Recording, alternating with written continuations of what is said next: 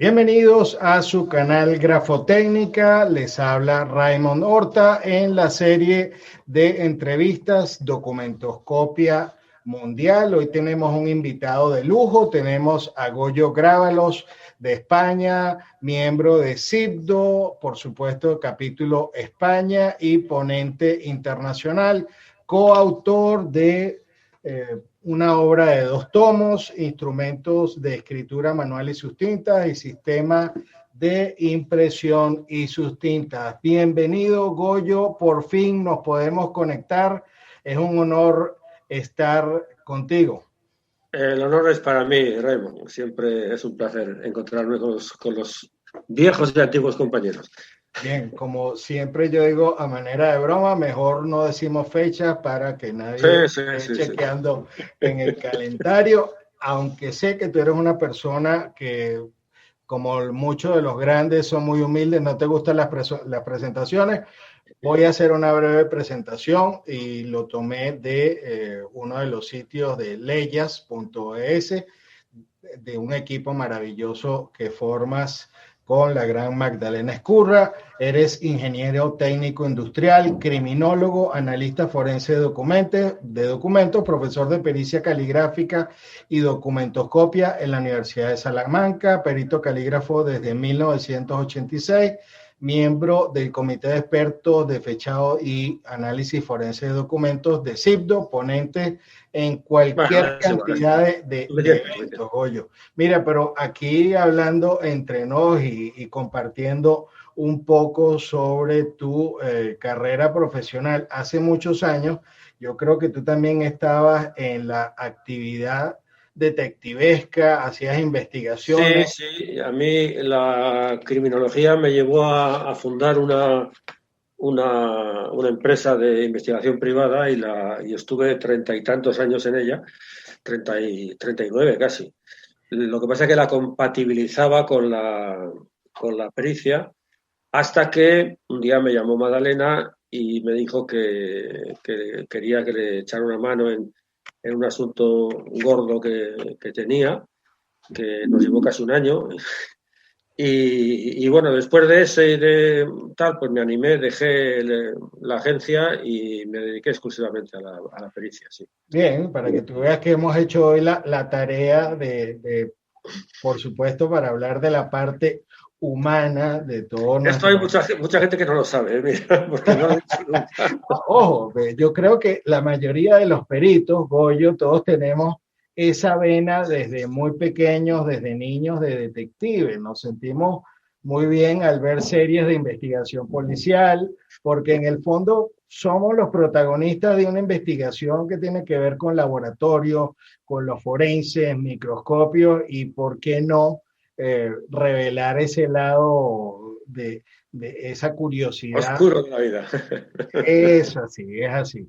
Goyo, la obra de ustedes marcó un antes y un después en cuanto al avance o la necesidad que tenía la pericia caligráfica de contar con bibliografía, específicamente en algo que nos abordó a todos con el avance, sobre todo la popularización de la tecnología, desde que llegó el computador personal hasta las impresoras en casa, desde que la evolución de la máquina de escribir, a todos poder tener incluso la posibilidad de imprimir documentos, gráficos, hasta libros en casa. ¿De dónde nace o digamos, de dónde nace? Yo sé que fue una necesidad, pero yo creo que tu parte de ingeniero industrial fue uno de los elementos fundamentales para la realización de la misma. ¿Te refieres a la publicación de los libros? Es correcto. Sí. Yo creo que todo parte básicamente de 2 cuestiones. Me vais a perdonar que hable en primera persona porque es mi experiencia personal y casi es lo que me has pedido, ¿no? En principio, yo hice un curso, lo he explicado alguna vez, se supone que era en el sitio que mejores cursos daban de pericia, porque era un tema que me interesaba, porque como detective, pues en muchas ocasiones me hubiera venido muy bien el conocer la pericia. Y entonces, en este curso vi que realmente los profesores que lo daban no resolvían nada, absolutamente nada. Esto te hablo de hace muchos años. Y entonces vimos y digo, vamos a ver, si la gente se dedicaba exclusivamente a decir si la mano de la firma era, o sea, si la firma era auténtica o era falsa, casi exclusivamente era eso. Te hablo de los años 80 y tantos, 90, era casi exclusivamente eso, por lo menos en España. Y resulta que no sabían cómo funcionaba un bolígrafo y qué diferencia había entre firmar con un bolígrafo o firmar con un rotulador o con un rollerball o con un una pluma estilográfica o lo que sea. Entonces, ni sabían tampoco qué incidencias tenían en la impresión, qué posibilidades había en la impresión de falsear un documento. Entonces, como el método aquel, que por cierto todavía se sigue enseñando, muchísimos peritos en España se forman básicamente e inicialmente con estas premisas, era simplemente cuando se parece es, cuando no se parece no es, pues dijimos, bueno, aquí tiene que haber otras cosas, esto así no puede ser. Y entonces, buscando bibliografía y tal, me cayó en mis manos el famoso libro de Luis Gonzalo Velázquez Posada. Y entonces yo dije, hombre, esto lo tenía que haber escrito yo, porque esto sí es analizar un problema desde la base y tratar de buscar las soluciones, ¿no? Y entonces dijimos, bueno, eso ya lo ha hecho Luis Gonzalo y lo ha hecho excelentemente bien. De hecho, todas sus frases y capítulos son citables hoy día y están en plena vigencia. Entonces nosotros, sí, dime.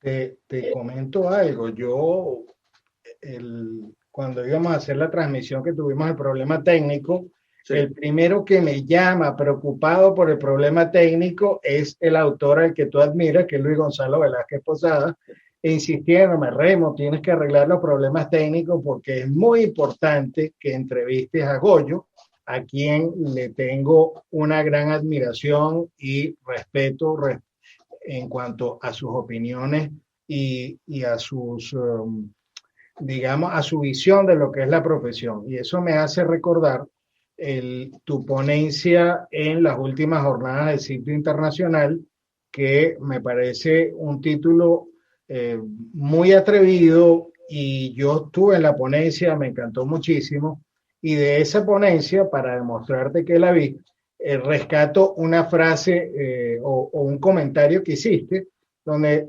te hicieron una pregunta sobre las leyes de la escritura y qué opinabas, y tú dijiste, tuvieron su vigencia y tuvieron su momento, pero todo eso hay que revisarlo.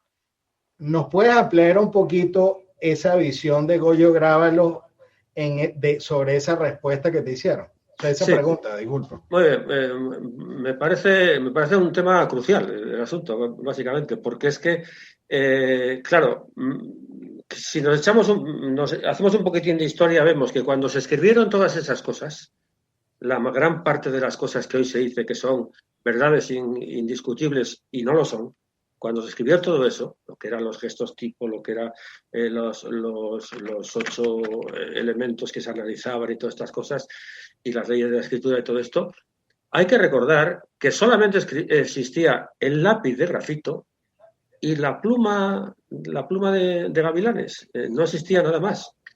Entonces, y además escribía muy poca gente, mucha menos que ahora. Hoy escribe todo el mundo, pero antes sabía escribir mucha menos gente. Entonces, de tener una letra estereotipada, porque era casi caligráfica, que era muy parecida a todas, y tener un elemento común, el que no escribía con lápiz porque se podía borrar, era con pluma y se acabó, era tinta, porque eso permanecía. Resulta que había unas características que eran, pues, bueno, más o menos personales, pero más o menos, o sea, no era nada definitivo. Entonces resulta que aparecen otros instrumentos de escritura, que es una de las razones a donde quería ir antes, por las que nos pensamos en escribir el libro, no solamente el instrumento, cómo funciona y qué hace y por qué, sino de qué se sirve, qué tintas utiliza.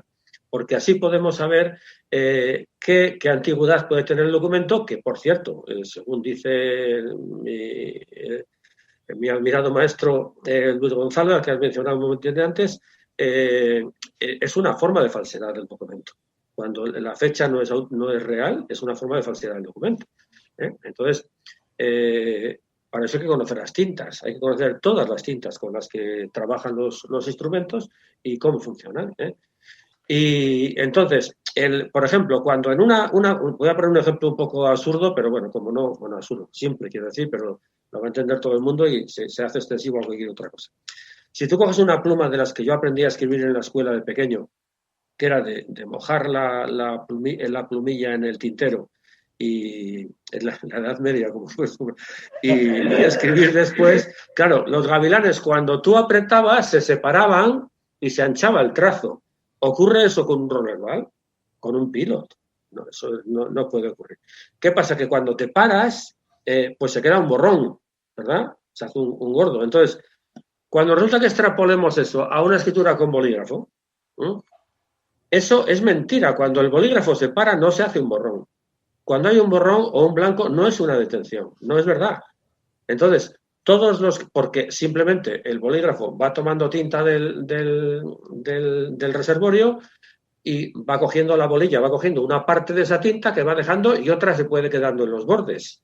Entonces, cuando tú giras, haces un trazo largo y giras, hay un momento que hay un blanco y después hay un borrón. Eso pasa miles de veces con bolígrafos normales. Los bolígrafos de altísima calidad, pues no ocurre eso, pero con los normales pasa eso. Y yo sigo viendo periciales que dicen que es que hay detenciones. Y no hay detenciones. O que hay reenganches porque hay un blanco y no hay blancos.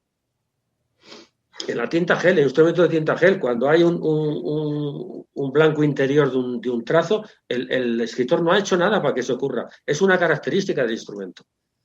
Es así, yo recuerdo que uno de los primeros bolígrafos gel o de instrumentos con tinta gel los trajo Magdalena para acá, para Venezuela. Hicimos algunas pruebas y era fascinante porque daba características en su recorrido distinto. Las estrías se ven de una manera distinta, o evidentemente las estrías o el tema del giro, la rotación, se ve muy distinto en cada tipo de tinta, aunque el principio de funcionamiento o la esfera sea de un mecanismo por ejemplo, similar.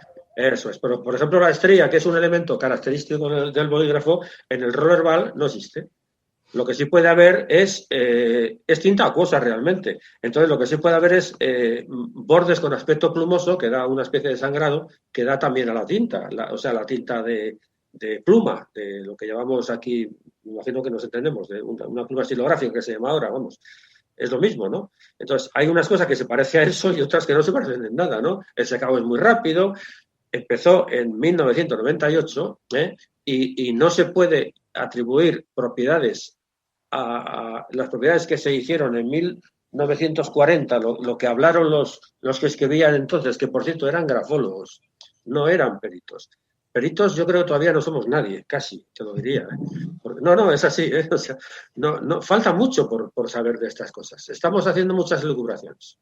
Sabes que eso es otra de las cosas que yo reivindico o que traigo de tu ponencia, porque hemos pasado, sobre todo lo vivimos Magdalena y yo en algunos congresos de la ASQD, en los que nosotros desde hace más de 20 años éramos considerados como una especie de extraterrestres, porque los sistemas de valoración pericial nuestro daban dos tipos de resultados, o tres tipos: positivo, negativo y el no se puede.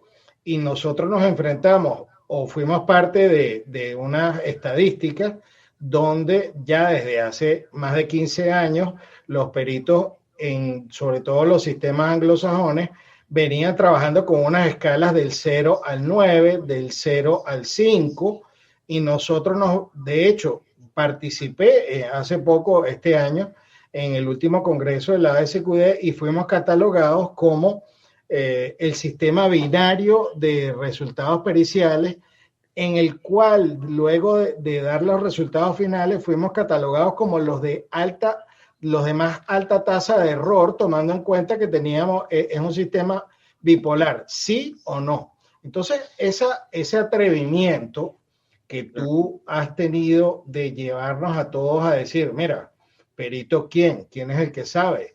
qué resultado es certero 100%, ha venido en acorde con ese cambio que se ha venido implementando desde que apareció la sentencia Daubert en Norteamérica, que ya permeó el sistema procesal colombiano, donde se habla de la metodología de trabajo, y cuando los norteamericanos, los neozelandeses, los australianos y los británicos están estudiando, y los canadienses también, cuál es el mejor sistema de evaluación en cuanto a poder atribuir o descartar la autoría de una firma. Entonces, el sentir que lo que tú estás haciendo es quitarle valor al argumento de autoridad al cual apelan la mayoría de los peritos al sentarse en un juzgado, es un acto que es admirado por todos nosotros porque es el reconocimiento de volver a aquellos principios de Grecia de que yo solo sé que no sé nada.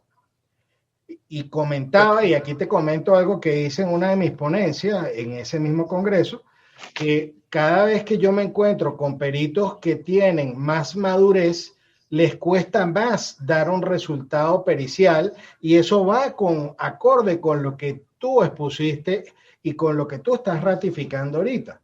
Entonces, ¿qué crees tú hacia dónde tenemos que ir para poder recuperar esa credibilidad desde el punto de vista pericial? Bueno, muy probablemente me hayas oído decir alguna vez que lo he dicho mucho en mis clases, que la primera virtud del perito es el miedo, ¿eh? Y eso hay que tenerlo muy en cuenta. Bueno, entonces, creo, o sea, primero, vamos a distinguir dos cuestiones. Si hablamos de firma, pues estamos siempre hablando de firmas, y lo de la firma es, como sabemos, no es lo más importante en la pericia, evidentemente, en la documentoscopía. Pero bueno, si uno hace una firma espontánea, ¿no?, y la hace él y luego la niega, es muy fácil que le pillen. O sea, cuando una firma ¿Quieres decir que la niegues? La niegas. Que la niega, eso es. Perfecto. Es muy fácil que le pillen. Es decir, cualquier perito, muy tonto hay que ser para no darse cuenta. Pero pasan dos cosas. Primero, ¿los casos que nosotros vemos son ese caso? Normalmente no. Normalmente no. O sea, uno no hace su firma sin ningún disimulo y sin ninguna variante y sin nada, y luego cuando la ve dices, no la he hecho yo, porque le van a pillar. Normalmente lo que nos encontramos es lo siguiente. Por tanto, el decir que una firma es auténtica, en muchos casos, no en todos, en muchos casos es posible, es fácil, es viable. Pero cuando se da, te voy a poner un ejemplo, cuando interviene o bien un buen imitador o bien un disimulo, un disfraz, no, te voy a poner un ejemplo y así lo vemos más claro. Voy a firmar aquí mi firma habitual, una firma que me voy a inventar en este momento, y otra firma, bueno, estas dos, vamos a ver, creo que se ve, vamos.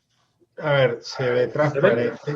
Has desaparecido. A ver, trata de acercarla y ponerla completa para tapar la cámara, porque está haciendo el efecto de... Pero quito el fondo, entonces. ¿No será eso? ¿Es posible? Sí, desactiva el fondo. A ver, un momento. Pues me parece muy importante ese ejercicio que estás haciendo ahorita. Mientras desactivas la pantalla, te voy a comentar algo. Hace poco recibí una llamada y me dijeron, mira, necesito que me hagas una pericia porque hay le falsificaron la firma a un cliente y esa firma ni se parece a la firma de él. Entonces, yo dije, bueno, mira, y entonces yo necesito que usted diga que eso fue hecho por otra persona. Yo le dije, mira, los temas periciales han venido evolucionando y hay casos donde si la persona hace un disfraz o hace un grafismo que no tiene que ver nada con su firma, la conclusión no puede ser contundente dependiendo del caso. ¿Sabes qué pasó? No me llamaron más. Claro. Pero es un caso que hay que evaluarlo, y nosotros como peritos también tenemos que ser sobre todo suspicaces de qué es lo que puede estar pasando. A mí nunca me ha gustado preguntar sobre el fondo del caso ni qué está involucrado, pero muchas veces te viene. en esa entrevista, tú que fuiste detective, se pueden sacar algunos elementos, sobre todo de la actitud de las partes. Trata de enseñar las firmas, a ver. Sí, es que estoy viendo que no sé quitar el fondo. Bueno, pero a ver, no, es que lo tapas. ¿Y cómo se quita el fondo? Bueno, no te preocupes. Trata de ponerlo a 10 centímetros de tu cara. A ver, allí. Ahí. Acércalo un poco más. Ok, allí. Esto es cosa del fondo. ¿Sí? Listo, ahí se vio. Bueno, ahí está viendo. Perfecto. Bueno, ok, tú acabas de hacer esas dos firmas. La primera es la mía habitual y la segunda me la acabo de inventar. Aunque yo veo ahí algunos trazos homólogos para llegar a una conclusión. Sí, correcto.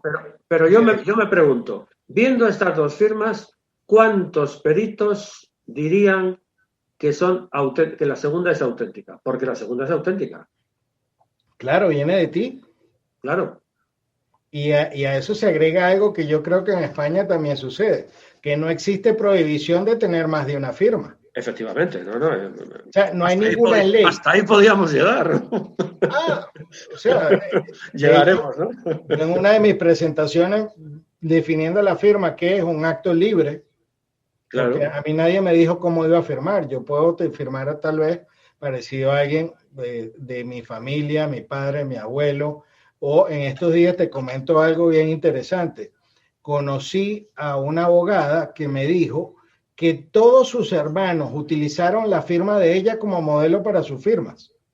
Eso es lo que yo denominé en alguna oportunidad hace muchos años el estereotipo gráfico. Tú que eres criminólogo, el estereotipo es aquello que uno copia de las otras personas que no tiene que ver con genética ni que tiene que ver directamente con algo hereditario. Y eso ese ejercicio que tú acabas de hacer es para reflexionar en ese cambio que debemos, y yo creo que este 2020, más allá de traernos la reflexión de que lo único cierto es el ahora y no sabemos qué va a pasar mañana, nos ha impulsado la reflexión y el estudio y el replanteamiento de la pericia. Y ahora todos estamos en la misma corriente de en qué se puede decir que hay certeza y en qué no se puede llegar a una conclusión de certeza. Es decir, lo que tú dices, los casos típicos de tribunales eran los desconocimientos y yo pienso que la mayoría de los casos son provocados por los abogados. Vamos a desconocer la firma, a ver qué pasa, a ver si algún perito dice que sí y otro dice que no.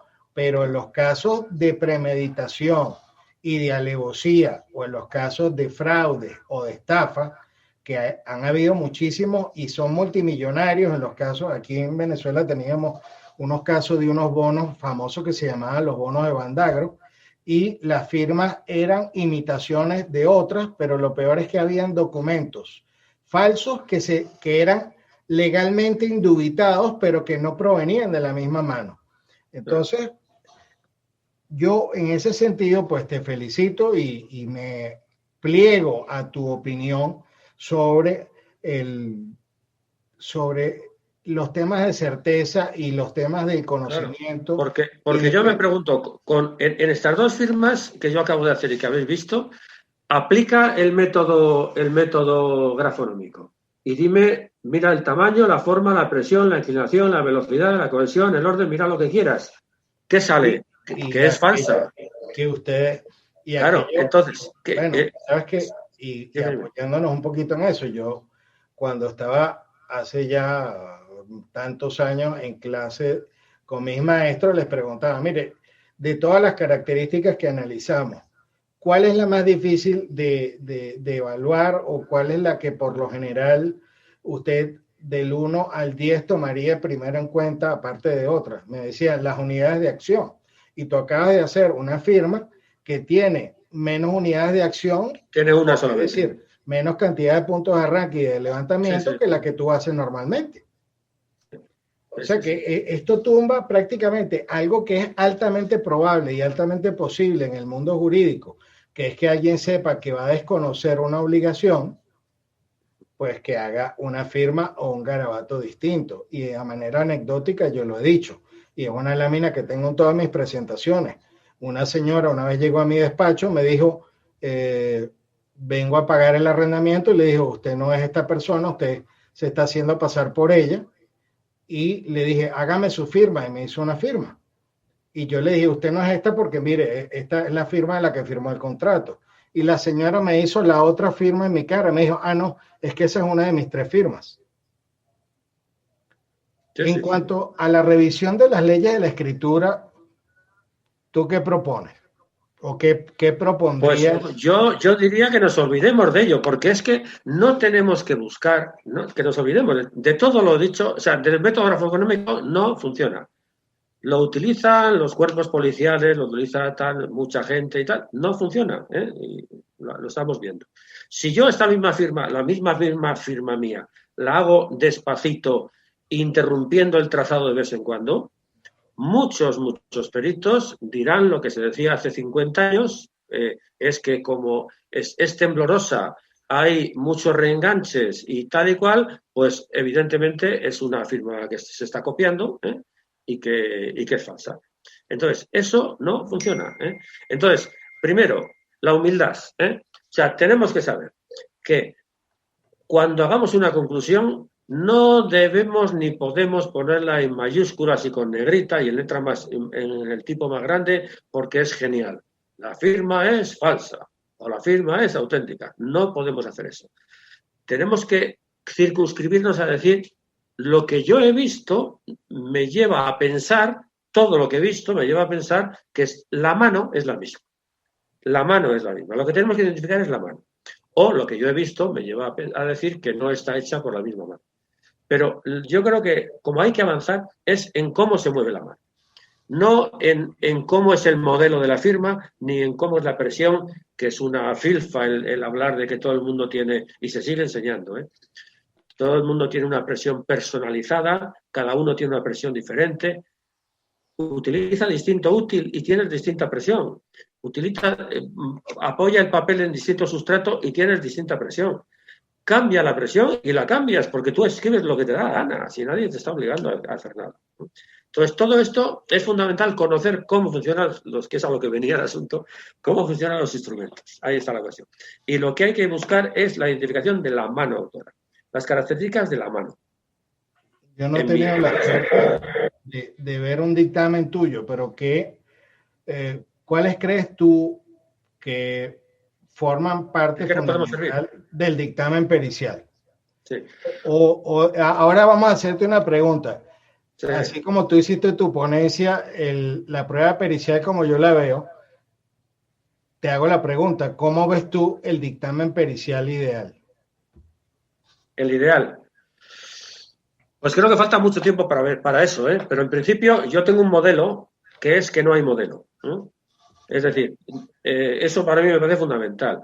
El estudio de este caso, por ejemplo, que estamos viendo ahora mismo, el que acabo de hacer, pues pasaría en primer lugar por analizar un poco primero si ambos están hechos sobre el mismo sustrato y con el mismo útil, con lo cual las características se mantienen o no, y después si los movimientos de la mano, los espacios de subir, bajar cuando hay trazos largos, yo no sé ahora mismo, pero quizás si superpusiéramos una sobre otra, si la superpusiéramos, veríamos que a lo mejor coinciden la separación entre esto y esto con la separación entre esto y esto, sería un dato. Veríamos, a lo mejor, ahora estoy viendo que el último bucle del final, pues ahora veo que se parece al primero que he hecho en el otro lado.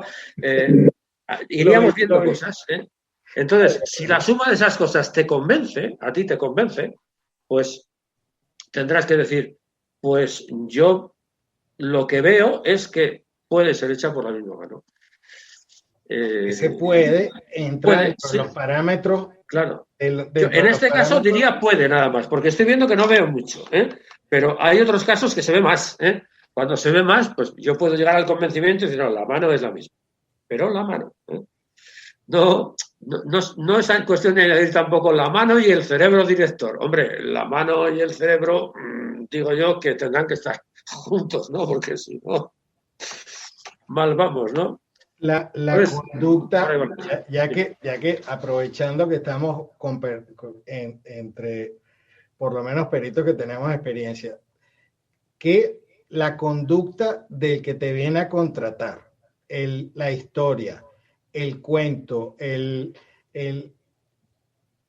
¿qué crees tú que debe hacer el perito para no dejarse influenciar? Porque fíjate que yo estoy observando algo aquí en vivo y que lo van a ver todos ustedes que están, o los que están oyendo el podcast o los que están viendo el video, que Goyo acaba de hacer 2 firmas tratando de cambiar los grafismos y aún así yo le pregunto sobre la pericia ideal y se está pronunciando objetivamente. Yo diría que tal vez fue hecha por la misma persona.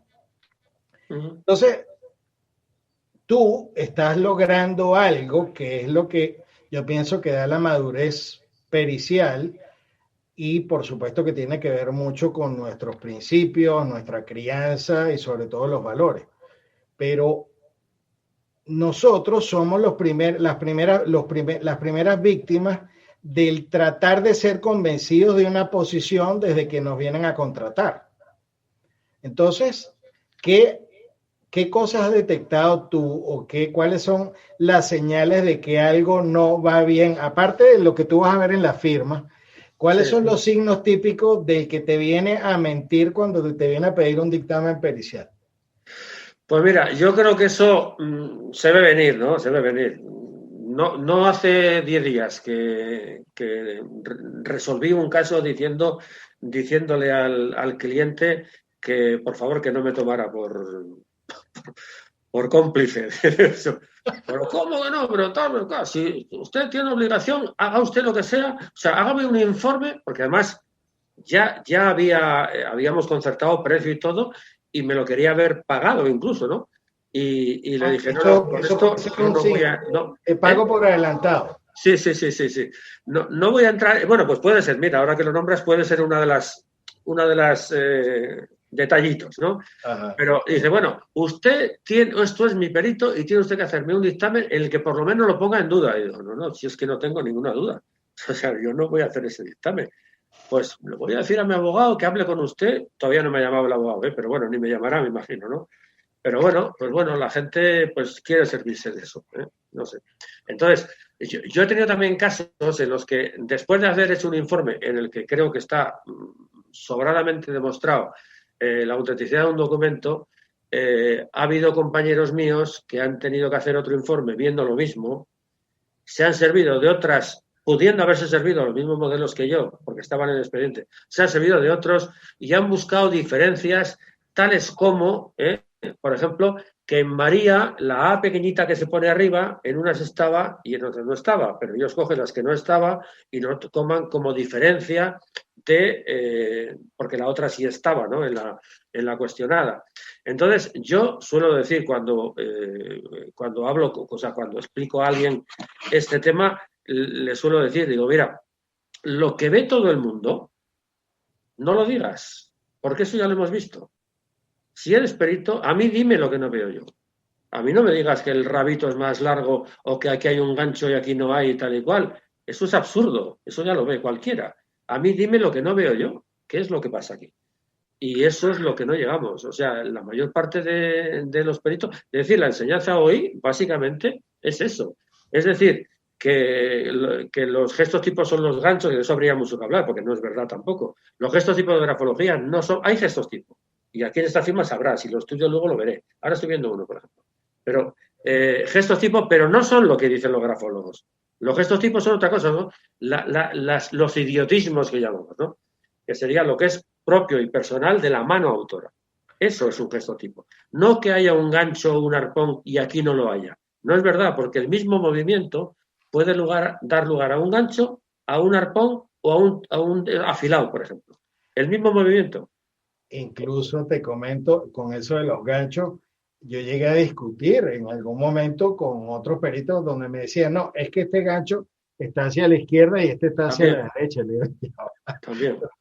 Así, yo también los he visto invertidos en la misma persona.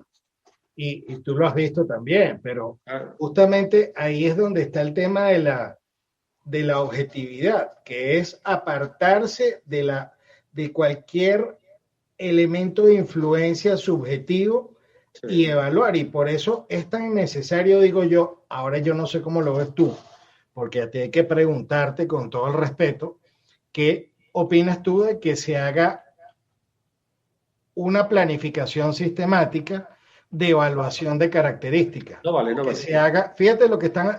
Eso es un horror. Totalmente en contra, es un horror. Aparte que no se entiende, ¿eh? Quien está leyendo, hay que fijarse, quien está leyendo el informe no entiende nada.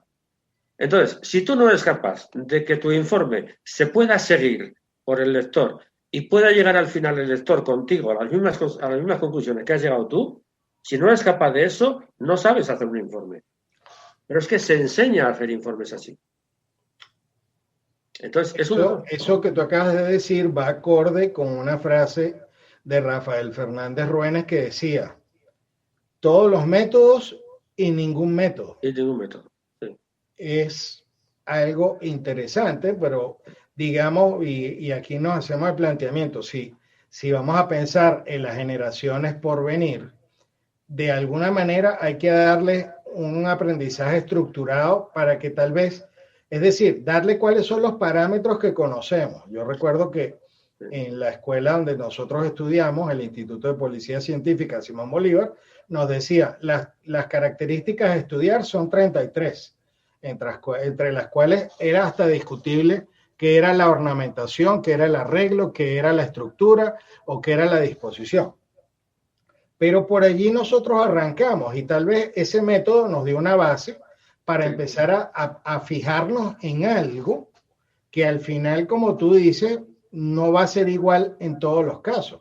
Incluso yo no sé si ya tú has visto que se está planteando, y hay una teoría que se está desarrollando ahorita, que es la evaluación de la complejidad de la firma, que toma en cuenta la cantidad de angulosidades, la cantidad de lo que son los elementos de conformación de la firma, para saber si es fácilmente falsificable o no.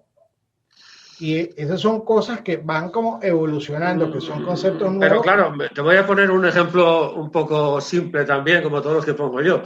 ¿Es fácil hacer un turnedor Rossini? Pues depende. A lo mejor para uno es muy fácil y para otro es imposible. Facilidad de falsificación, pues hombre, cuanto menos elementos tenga, mejor. Pero ensayando, soy buen falsificador. Eso hace mucho que no lo hago, pero lo he enseñado muchas veces cómo falsificar una firma, ¿no? Y hay que saber cómo se falsifica una firma, porque después no se puede creer que lo que dicen las leyes de la escritura o lo que decían los Crépin-Jamin y esta gente hace ya casi 100 años, que estamos impelidos por una fuerza incontrolable que nos hace hacer las cosas de una manera determinada. Pero eso no es verdad. Yo puedo escribir como me da la gana.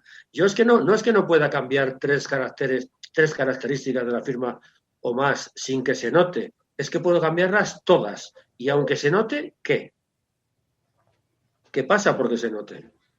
O sea, porque se note que le he cambiado las características, ¿ya vas a decir que es falsa? ¿Te vas a equivocar?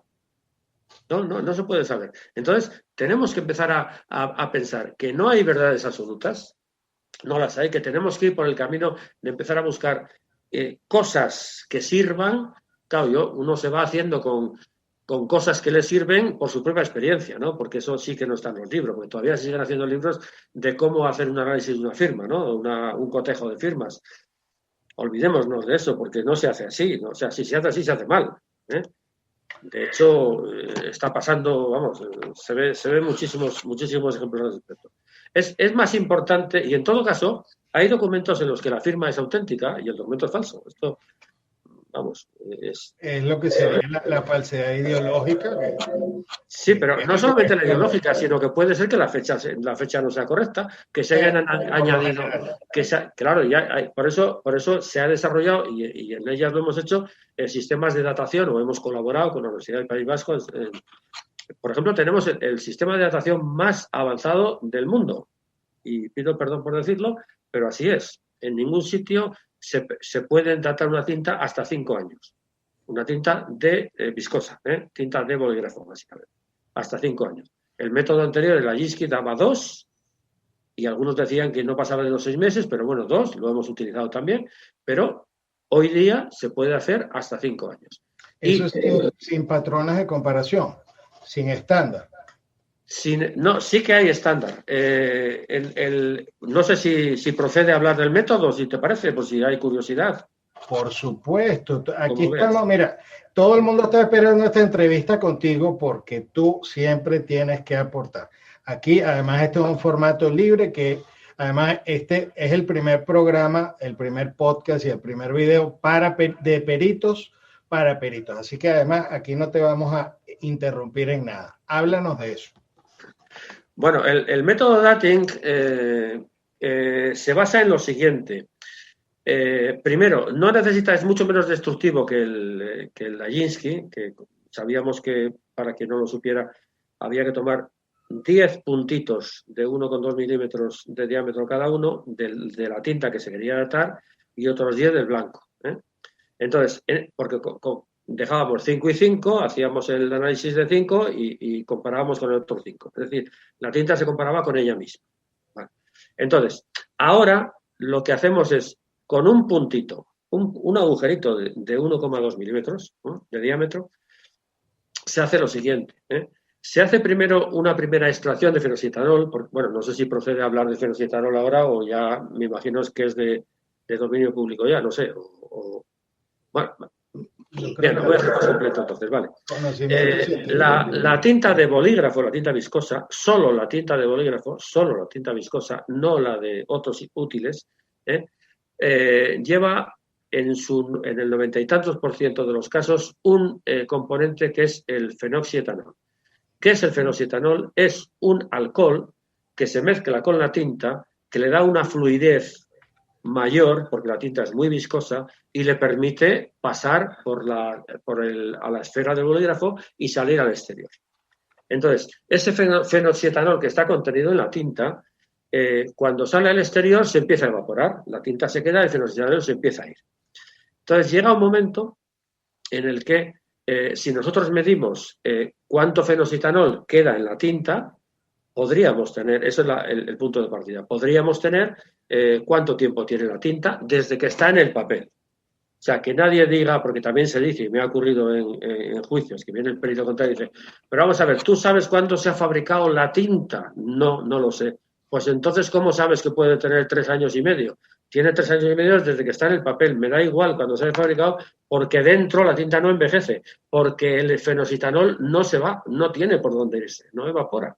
Me imagino por la terminología, yo no soy químico, que pertenece a los grupos de los alcoholes y evidentemente es un componente volátil. Eso es.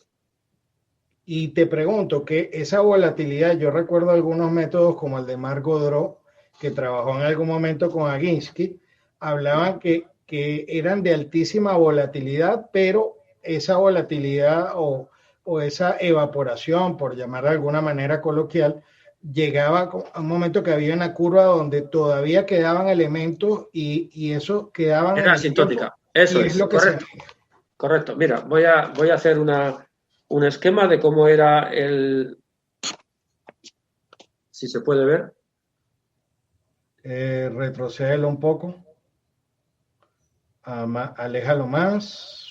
Uy, qué lío, si lo sé no pongo Ya sabemos cómo desaparecerte de pantalla. No, sí. Si lo sé no pongo Perfecto, ya se vio una curva descendente. Eso, y al final hay una rama asintótica de la parábola que se forma, que quiere decir que va paralela al eje de las X, que quiere decir que cuando llega a ese punto, por mucho tiempo que pase, sigue habiendo componente, pero no lo vamos a ver, porque no lo podemos sacar. ¿Por qué no lo podemos sacar? Porque a la vez que la tinta, que el fenoxitanol se ha ido evaporando, los componentes plásticos de la tinta, digamos que la tinta viscosa está formada por una especie de, imaginemos bolitas de ping-pong, pelotitas de ping-pong, que con la vejez se van abriendo, se van juntando y van formando un todo, se va polimerizando. Es decir, va haciéndose unos con otros, se van haciendo todo uno y al final hacen una barrera. Okay. Entonces, ¿sí? ¿Entiendes? Sí. Sí, a la perfección. Vale, perfecto. Vale, entonces, ¿en qué se basa el método Dating? Decimos, bueno, hacemos primero una primera extracción de fenositanol. Vemos cuánto fenositanol hay y lo ponemos en el gráfico, hacemos un puntito. En el gráfico tenemos tanto. Después, forzamos un poco la extracción aumentando el calor. Temperatura. Tiempo con unas condiciones ya pactadas, pautadas y tal. Con eso resulta que hacemos otra extracción y sale un poquitín menos, pero sale. ¿Me explico? Sí. Entonces, los dos puntos muestra. Ya tenemos. ¿Sí? En la muestra, en esos 5 puntos que sacaste. No, saco uno, en uno, la misma muestra. Ok. La misma muestra. Hago una extracción, calentamos un poquitín, hacemos otra y sale un poco menos. ¿Sí? Ok. Entre esos 2 puntos, si los hemos puesto en una gráfica, ya podría haber una línea recta, porque dos puntos conforman una línea recta, ¿verdad que sí? Bueno. Cierto. Entonces, hacemos otro calentamiento y sacamos otro punto. Llega un poquitín más abajo. ¿Entre los 3 se parece a la recta o hay mucha diferencia? Se parece mucho a la recta. Seguimos. Y hacemos 6 extracciones. Bueno, 7 en realidad con la primera. 7. Las 7 se colocan en una... Mira, tengo aquí un gráfico de un informe presentado hace muy pocos días. Bellísimo. ¿Se ve? Que hay una recta y tal. Bueno, entonces, luego te pido, por favor, que me envíes una fotografía para ponerlo en... Vale, pues ya te mandaré la imagen buena. Sí, vale. Bien, entonces, esos puntitos nos dan al final una fórmula de una recta. Si no se separan mucho unos de otros, no es siempre, digamos, exacto la línea recta, pero tiene que ser muy, muy aproximada. Hay un margen de error mínimo ahí. Cuando no ocurre eso, cuando se da el margen de error que crece, resulta que no nos sirve y entonces el método no ha funcionado. Ahora bien, cuando funciona y va todo bien, resulta que tenemos una recta formada por 7 puntos que tiene una pendiente.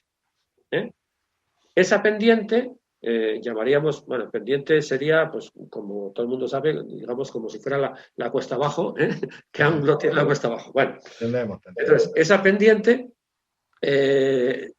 resulta que se compara con las pendientes que dan tintas envejecidas y estudiadas del mismo tipo que tenemos de hace tiempo. Entonces, una vez llegamos a los 5 años, casi los 6, seguíamos hasta los 10, por ejemplo, porque las tintas seguían envejeciendo, seguíamos haciendo pruebas y seguía funcionando, pero empezaban a dar muchos fallos. Entonces, ¿qué se hizo? Se dijo, bueno, pues con 5 funciona razonablemente bien. Con más ya no podemos llegar. Teníamos la esperanza realmente de llegar hasta los 10 años, pero no, ahí se quedó. Entonces, la pendiente se compara con la pendiente que da la tinta a los... de hecho, sale por días, o sea que en realidad... Aquí, por ejemplo, hay en este asunto, que es un tema, no sé si se ve, hay 2 gráficos. En uno de ellos, en un documento, la estimación de tiempo era de 726 días. Entonces dirán, hombre, ¿cómo puede ser tan cretino de creer que vas a acertar hasta en el día en que se hizo? No, porque siempre hay un margen de error que se admite del más menos 20%. Por tanto, sería más o menos 145 días. A las preguntas que te pudiera hacer un abogado respecto a las condiciones de conservación del documento. Sí. Bien, vamos a ello. Entonces, y en el otro daba pues 594 días más o menos 119. Resulta que al final se supo que los dos estaban hechos prácticamente a la vez, pero las condiciones de secado de una tinta y otra habían sido diferentes, pero daban en el plazo en el que se hizo, daba entre el margen más menos de uno y el más menos de otro, daba el plazo ese en que se hizo. Por tanto, el resultado es aproximado. Aproximado, pero con un margen de error más o menos. Pero ¿qué pasa? Que en este caso se quería hacer pasar este documento, pues era un documento, pues 700 y pico días son 3 años y medio o casi 4, ¿no? O bueno, los que sean, 3 y pico, 3 y mucho. se quería hacer pasar un documento por firmado en diciembre de 2019. Pues está claro que el documento es falso. Es falso porque no puede ser. Entonces, ¿qué pasa? Esto es en condiciones, digamos, ideales, porque la conservación aquí, fíjate que la tinta daba distintos parámetros, distinta edad, en uno y en otro documento. Pero es que uno y otro documento habían sido conservados de distinta manera. Entonces, ¿qué pasa? Cuando resulta que, si por lo que sea, el documento ha sido conservado mal, o ha pasado, o se ha evaporado todo en el tiempo en que podía salir todo el fenoxitanol, y el resultado que nos da es que no hay resultado, o sea, el resultado es malo, lo que podemos decir no es que tiene más de 5 años. Lo que podemos decir es que no tenemos un resultado. Puede tener 15 días, pero no lo sabemos. Lo que pasa es que la tinta está seca. Entonces, cuando el documento se ha conservado mal, puede dar un envejecimiento superior, por lo que se corrige con el más menos 20%. Pero lo que no puede ser es que un documento de menos edad de la que tiene. Eso no puede ser. No puede ser porque al fenoxitanol no hay quien lo pare. Porque estamos trabajando con el fenoxitanol que hay escondido en la tinta. Los casos de envejecimiento artificial, Goyo.